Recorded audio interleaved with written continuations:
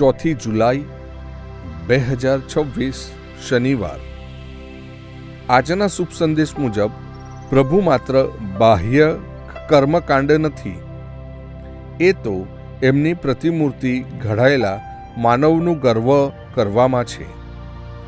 જૂના વસ્ત્ર અને જૂના કુપ્પા જૂના કરારના અસંખ્ય બાહ્ય વિધિ વિધાનોનું પ્રતીક છે।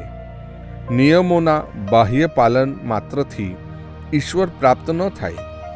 ઈશ્વરની પ્રાપ્તિ માટે પરસ્પરનો પ્રેમ જોઈએ। નવો દ્રાક્ષાસવ પ્રભુ ઈસુની આ નવી દ્રષ્ટિનું પ્રતીક છે।